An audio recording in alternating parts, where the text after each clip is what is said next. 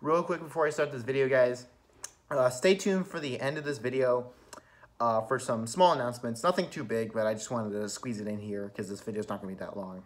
So, hey guys, Qotd here, and welcome back to another video. Today is just going to be like my thoughts and impressions, sort of review, sort of not, of Sonic Mania Plus. It's been a while since it's been like over a year since I've done one of these types of videos.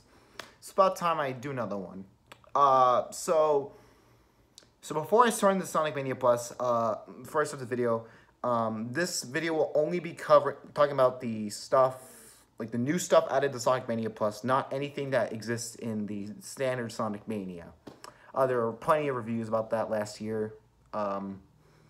If you want to know anything about that, it should take a quick Google search. Just don't look up Plus.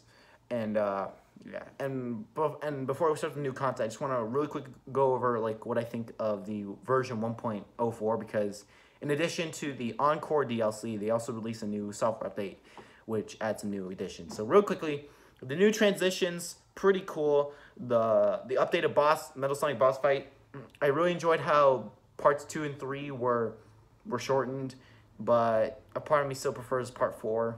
I don't know why.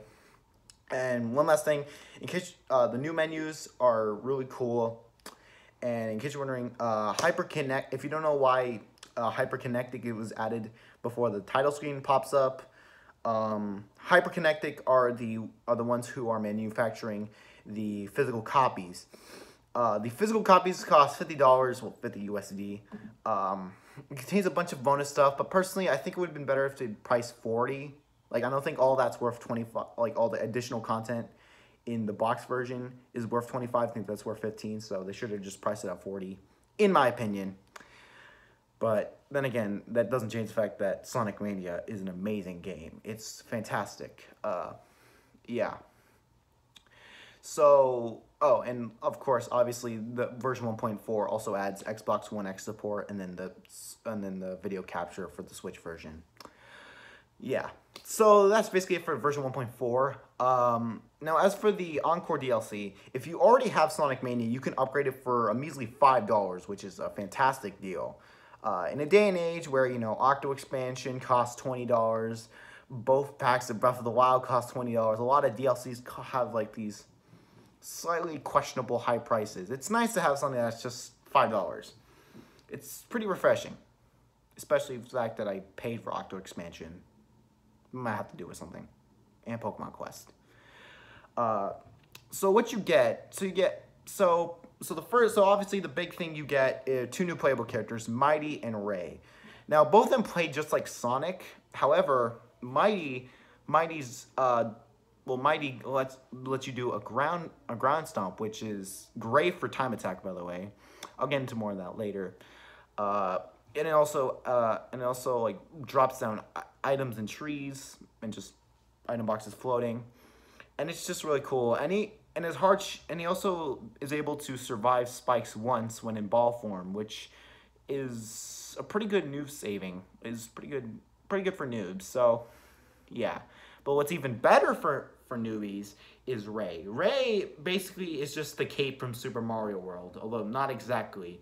You gotta press forward and back instead of just pressing back like a Mario. They can fly through a bunch of levels. Now, unfortunately, not every level he flies through. He can just breeze through it. In fact, a lot of levels he can't just breeze through it, but it does come in handy, and it's just kind of satisfying to just fly around the level, you know, even in like sections where you can barely do so. Although I don't like how, unlike Tails, when you touch the ceiling, you automatically get out of gliding, which has screwed me over more times than I can count. But other than that, Mighty and Ray are fantastic additions. You can use them in every other place, just like any other character. You can use them in Mania mode, time attack, competition, and of course, the thing you're actually here for, the new Encore mode. Encore mode is basically just like the base game. However, all the levels have gotten a complete, not really complete, but just a drastic color change. Some parts of the levels have been slightly altered to be a little harder, a little easier, just kind of kind of mess with your brain if you've been playing the base Mania mode for a long time like I have. And it also gets rid of the traditional live system. Basically, in Mania mode, how lives work is that you don't have them. Basically, during the entire time, you are paired up with two of the 5 playable characters. You can switch them at any time with the X button, with the top face button. So, yeah. In case you're wondering what I mean, top face button, I'm not gonna say, oh, Y for Xbox One, X for Switch, blah blah blah for anti-consumer PS4. I'm not gonna do it. Just up face button. That's simpler. Okay, shut up. Yeah. So, I think, personally, this is a really cool thing. So for Encore Mode, it's fantastic for me who's played the game dozens of times, because now I can choose, like, oh, I could just keep playing this over and over again, or, you know, I could switch things up a bit with Encore Mode, you know, yellow, black, yellow, black, yellow, black, ooh, black and yellow. So that's really nice for me. As for everything else, I like the new live system, and basically how it works is when you die, the character you're controlling is lost, and you have to recollect them. You start off with Sonic and either Mighty or Ray, depending on your choosing, and then after that, you gotta collect the other characters, whether it's through item boxes with their faces on them, or the new bonus stages. Basically, the new bonus stages are pinball machines. And they're way better than the Blue Spear stages. And I'm pretty sure Sega agrees with me in that opinion, because in the base game, if you have the Encore DLC, and you've already like 100% completed the Blue Spears, then the checkpoints in Mania mode will turn into the Encore Mode bonus stages, which is really cool. In all that changes, of course, instead of getting other characters, you have a chance of getting lives and continues. So that's the only difference. And then, yeah, and also speaking of stages, the special stages. Well, the special stages are the same format. You know, run around in a 3D space and collect blue spears and rings to catch to the emerald. However, the layouts, like the level, the courses are completely different.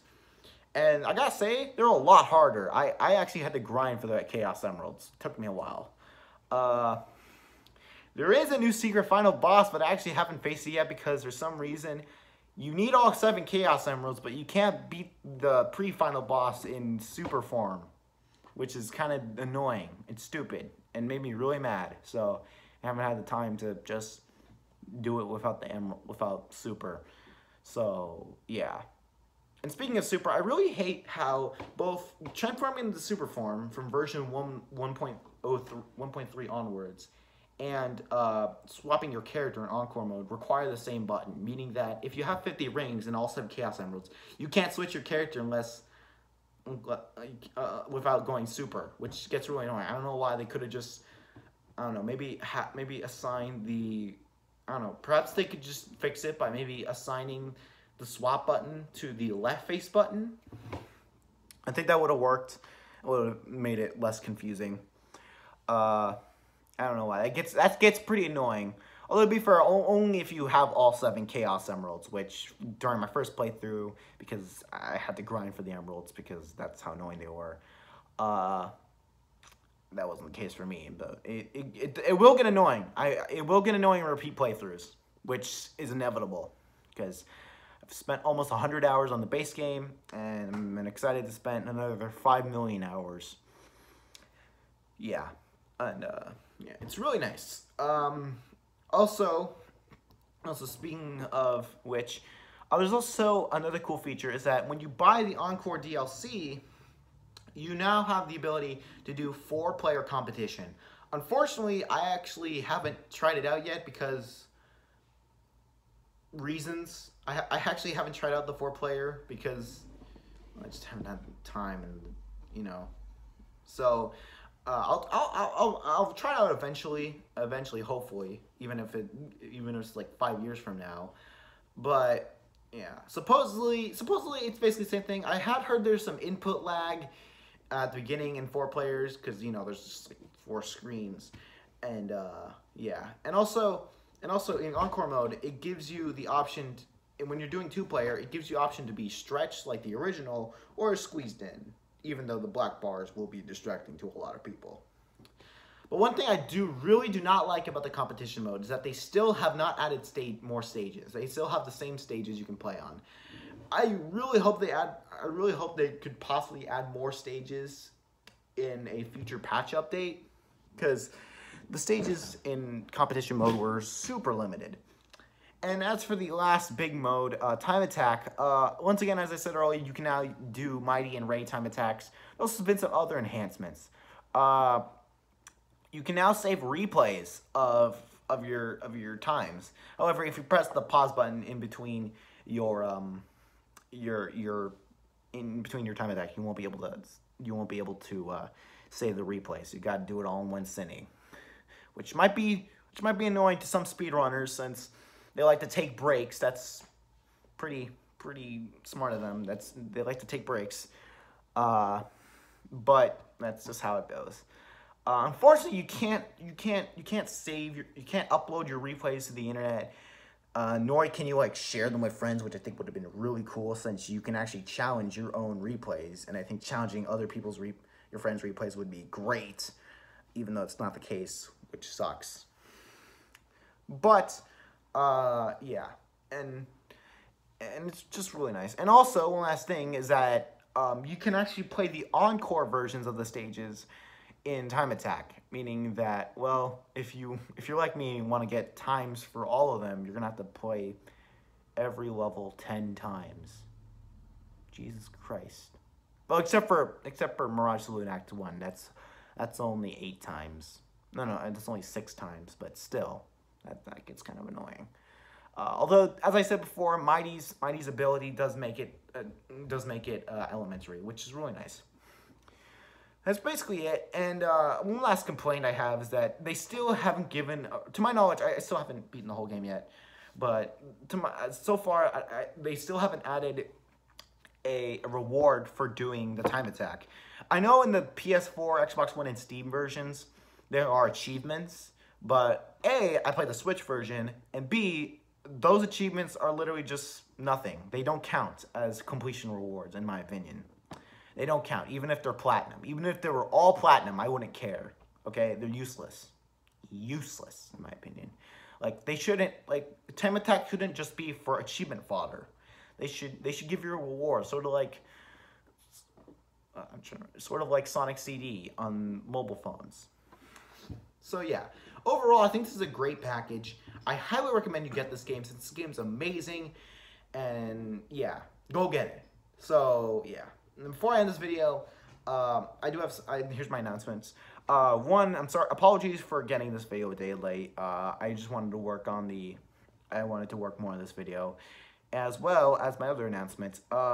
Now, a while back, I think late April, early May, I had a schedule thing where, like, on my Discord, which you can join in the description below, you could see all my planned videos, and like I had like all the videos set, and I kind of want to do that again because that was actually really fun, and also because I have a lot of videos planned.